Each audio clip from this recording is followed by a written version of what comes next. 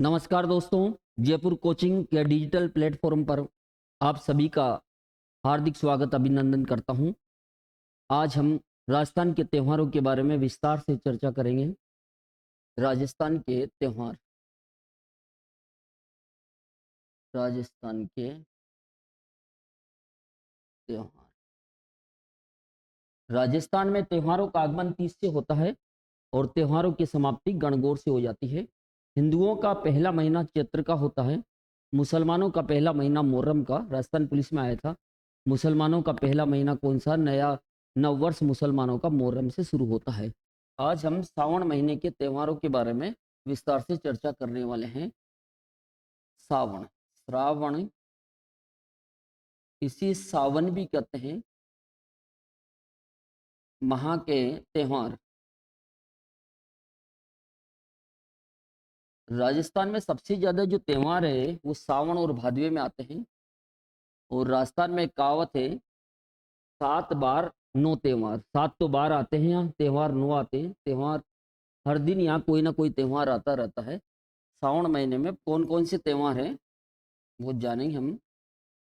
एक इसको याद करने का एक तरीका लिख रहा हूँ मैं, ट्रिक्स लिख रहा हूँ। तीजा की नानी हर सावन में आती है।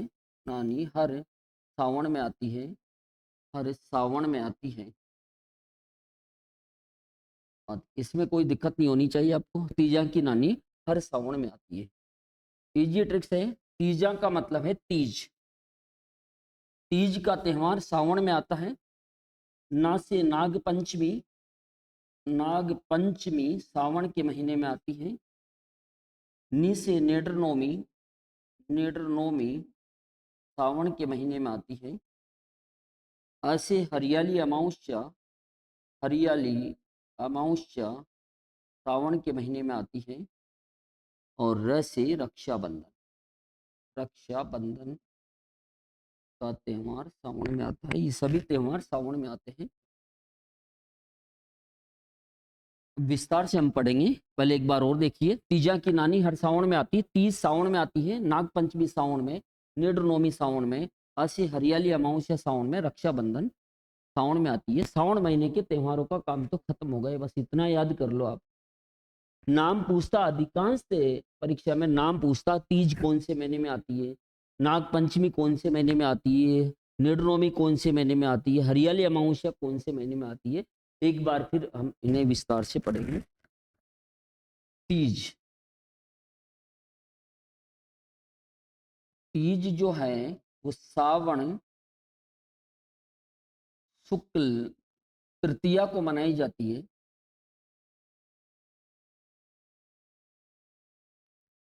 तीज जो है जयपुर की प्रसिद्ध है राजस्थान में। इस दिन लहरिया ओढ़ने का रिवाज है। लहरिया नामक ओढ़नी ओढ़ती है महिलाएं। त्योहारों का आगमन तीज से होता है। त्योहारों का आगमन, त्योहारों का आगमन तीज से होता है।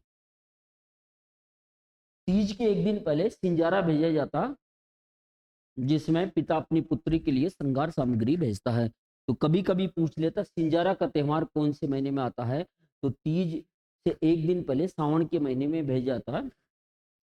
इसी के साथ हम बड़ी तीज भी देख लेते हैं। बड़ी तीज, बड़ी तीज जो है भादवे में आती है।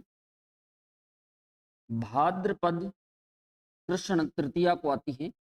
कृष्ण तृतीया को मनाई जाती है। याद कैसे करेंगे? बड़ी बस से भादवे में आती है। बस से बूंदी की प्रसिद्ध है ये। फिर बस से देखिए, बूढ़ी तीज इसे कहते हैं। बूढ़ी तीज, इसे सातुड़ी तीज भी कहते हैं। सातुड़ी तीज, कजली तीज इसे कहा जाता है। कजली तीज, कजली तीज भी इसे कहते हैं। आगे देखिए, नाग पंचमी,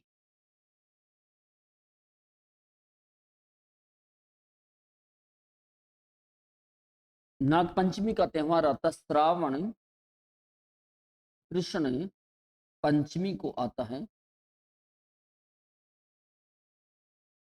इस दिन नाग देवता की पूजा से श्रभ भय समाप्त हो जाता। सभी प्रकार का श्रभ भय समाप्त हो जाता है। इस आस्था के साथ इस दिन नाग देवता की पूजा की जाती है। इस दिन नाग देवता की पूजा से नाग देवता की पूजा से झांकियों का आयोजन भी होता है। इस दिन पूजा से सर्प भय समाप्त हो जाता है। सर्प भय समाप्त हो जाता है।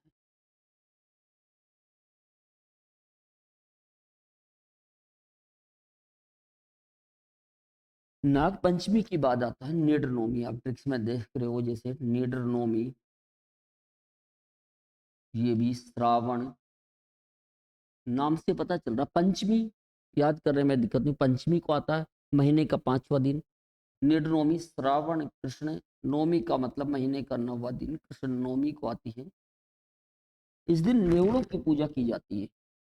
राजस्थान पुलिस में पूछा था नेवड़ों की पूजा कब करते हैं। इस दिन नेवड़ों की पूजा की जाती है। नेवड़ों की पूजा की जाती है। और देखिए आप हरियाली अमावस्या, हरियाली अमावस्या, हरियाली अमावस्या का त्योहार मनाते हैं। श्रावण महीने की अमावस्या के दिन ये आती है। अंधेरी रात होती है अमावस्या के दिन सबसे ज्यादा। इस दिन अजमेर के मांगलिक आवास में कल्प वृक्ष मेला भी लगता है। मांगलिक आवास में कल्प वृक्ष मेला लगता है। प्रश्न पूछा जा चुका है यहाँ से, कल्प वृक्ष मेला कहाँ लगता है? अजमेर के मांगलिक आवास में। और हरियाली अमावस्या के दिन ये मेला लगता है। कहते हैं इस पेड़ की परिक्रमा करने से जो भी आपकी मनोकामना पूरी हो जाती है। इसी महीने में आता है रक्षाबंधन।